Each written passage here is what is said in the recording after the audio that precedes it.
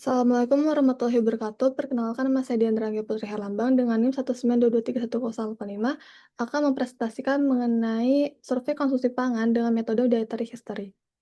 Baik, pertama-tama akan saya mulai dari pendahuluan di mana konsumsi pangan berperan penting dalam menentukan asupan gizi yang mempengaruhi status gizi seseorang.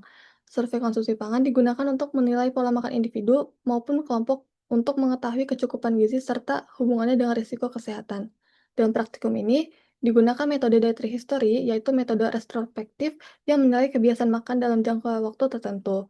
Analisisnya dilakukan pada 16 responden perempuan dewasa awal untuk menggambarkan kecukupan energi, makronutrien, dan mikronutrien sebagai dasar evaluasi pola konsumsi dan perbaikan gizi pada kelompok usia tersebut. Berikut adalah biodata responden individu,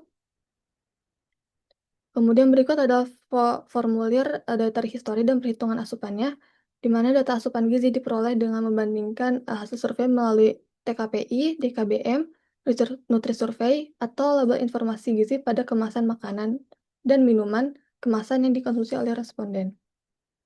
Kemudian berikut ada analisis kecukupan energi yang dilakukan dengan cara menghitung IMT, BMR, kemudian SDA, dan energi aktivitas fisik. Eh,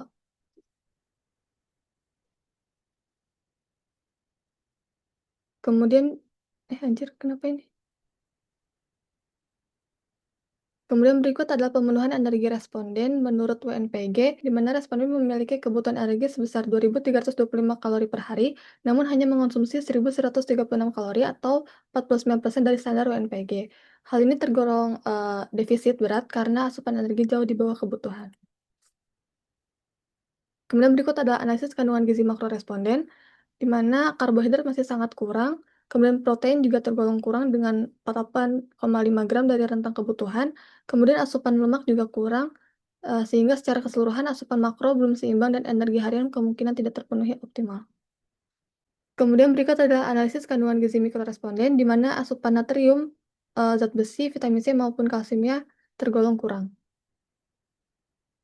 Kemudian selanjutnya adalah rata-rata asupan kelompok, yang dihitung dari rekap data setiap responden. Hasilnya kemudian dibandingkan dengan AKG untuk zat gizi mikro dan acuan gizi seimbang untuk zat gizi makro. Berikut adalah gizi makro dan mikro kelompok, di mana rata-rata asupan energi masih berada di bawah kebutuhan, yaitu hanya 68,6% dari standar WNPG, sehingga tergolong kurang. Distribusi zat gizi makro menunjukkan bahwa protein sudah berada dalam kategori cukup, namun asupan lemak dan karbohidrat justru melebihi batas rekomendasi IMDR. Pada zat gizi mikro seperti natrium, zat besi, dan kalsium masih belum tercukupi, sedangkan vitamin C melebihi kebutuhan harian. Hal ini menunjukkan bahwa pola konsumsi kelompok belum seimbang dengan kecenderungan kelebihan pada beberapa komponen, namun kekurangan pada zat gizi penting lainnya. Kemudian berikut adalah perbandingan asupan gizi responden individu dan kelompok, di mana pada energi, asupan individu dan kelompok sama-sama masih kurang dari acuan, tapi individu lebih rendah dibandingkan kelompok. Untuk karbohidrat, individu masih kurang, sedangkan kelompok berlebih. Sta- Sehingga individu tetap lebih rendah dari kelompok. Untuk protein, individu kurang dan kelompok cukup. Untuk lemak, individu kurang dan kelompok berlebih. Untuk natrium, zat besi, dan kalsium, baik individu maupun kelompok sama-sama kurang, namun individu tetap lebih rendah. Untuk vitamin C, individu kurang sementara kelompok lebih dari kebutuhan. Yang terakhir adalah penutup, dapat disimpulkan bahwa pola konsumsi pada individu maupun kelompok belum memenuhi kebutuhan gizi secara seimbang. Asupan energi masih kurang, dengan karbohidrat dan lemak pada kelompok cenderung berlebih, sedangkan protein pada individu masih rendah.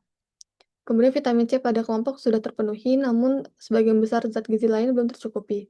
Secara keseluruhan, pola makan responden masih perlu diperbaiki agar status gizi menjadi lebih optimal.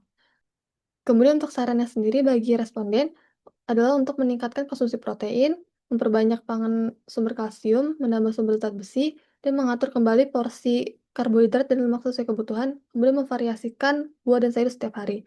Bagi peneliti, mendampingi responden saat pengisian agar mengurangi kesalahan laporan, kemudian menggunakan alat bantu ukuran porsi untuk memperjelas takaran, dan yang terakhir, lakukan pengecekan data secara berulang untuk memastikan ketepatan.